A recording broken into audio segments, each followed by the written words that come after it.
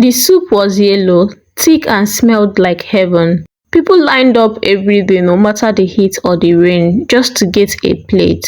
Mama Ekaete was famous in a small town of Itoro for her food. Her pepper soup was legendary, her rice and beans the best. Men skipped their wives' meal to eat at her store. Women whispered about her seasoning but never asked. Her laughter boomed, her body shook like a mountain, and her customers loved her. Mama Ekaete's store sat at the corner of the market road, where the buses stopped and traders gathered. It wasn't fancy, just a table, some plastic chairs, and a big umbrella to block the sun. But it didn't matter. People came from everywhere to eat her food. Her body was big and soft, like a ripe mango. She wore dresses that hugged her wide waist. When she moved, she swayed, and people joked that she could move the ground if she wanted to.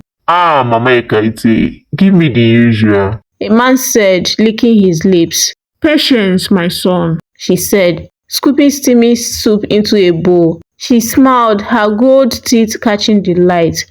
Good things take time. Mama Ekaete didn't just sell food. She sold comfort. Her laughter, her stories, her warm nature kept people coming back.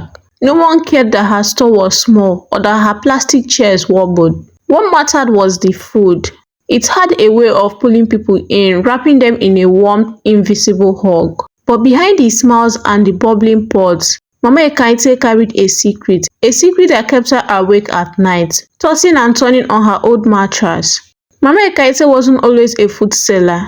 She used to be a housewife, married to a fisherman. Her husband Bassi was a good man who loved her, even as her body grew bigger with each child she bore him. Life was simple but happy, until one stormy night when the sea swallowed Bassi whole. His body was never found. With 4 children to feed and no money coming in, Mama Ekaete had no choice but to start selling food.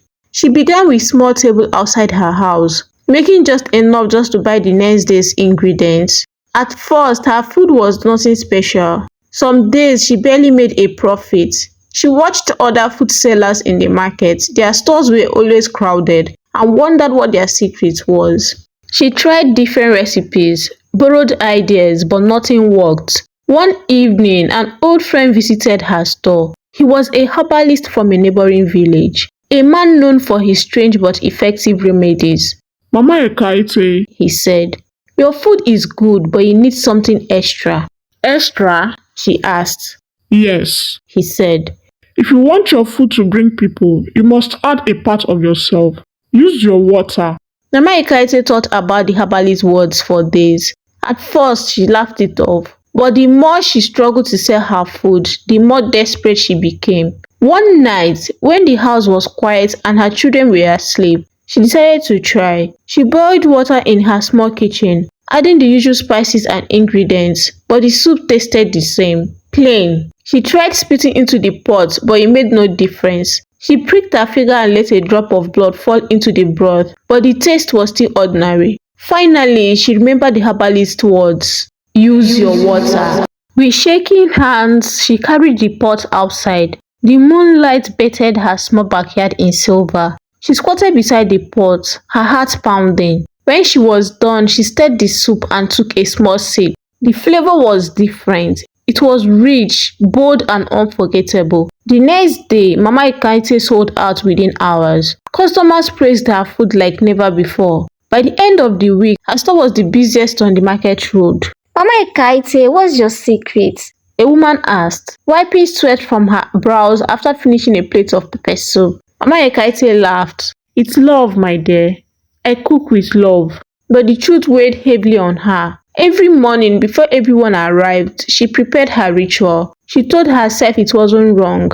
After all, the urine was bored and no one would ever know. Her business flourished. She bought new pots, bigger chairs, and even sent her children to better schools. But the more successful she became, the more paranoid she grew. What if someone found out?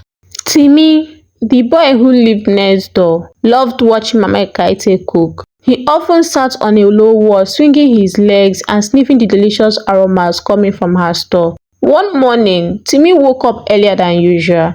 The sun had just begun to rise, painting the sky in a soft pink and orange. He decided to sneak out and watch Mama Ekaete before the crowd arrived. He hid behind a tree, peeking through the branches. What he saw made his stomach turn. Mama Ekaete squatted behind her store, a pot steaming in front of her. Timi didn't understand at first, but then he saw the stream of liquid and realized what she was doing. He ran back home, his heart racing. At first, Timi told his mother, but she didn't believe him. "Stop lying, Timi," she said.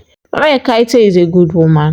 But Timi couldn't keep quiet. He told his friends at school, who told their parents. The news spread like wildfire, growing more exaggerated with each retelling. "She's using juju. She's cooking with urine. She's cursed." Mama Ekaete noticed the whispers, the strange looks from her customers, but she brushed it off, focusing on her cooking. As long as people kept coming, she told herself, she had nothing to worry. One afternoon, a group of men from the town approached her store, their voices loud. Mama Ekaete, what are you putting in your food? One of them demanded. She laughed nervously. "Spices, of course." The same as usual. Don't lie to us. Another man shouted. We've heard the rumors. Mama Ekaete's hand trembled as she stirred her pot. "It's just food," she said weakly. But the men weren't convinced. They grabbed her pot and tipped it over. The smell that rose from the spilled soup was unmistakable. The crowd were shocked, stepping back in horror. The men didn't stop there. They smashed her pot, scattered her ingredients, and tore down her store. Mama Ekaete fell on her knees, sobbing and begging for mercy. But the crowd was relentless. Stones flew, hitting her arms and back. She cried out, but no one listened. Finally, the town chief arrived and stopped the violence, but the damage was done. Mama Ekaete's secret was out. Mama Ekaete packed her belongings and left that night. Some said she went to another town to start over.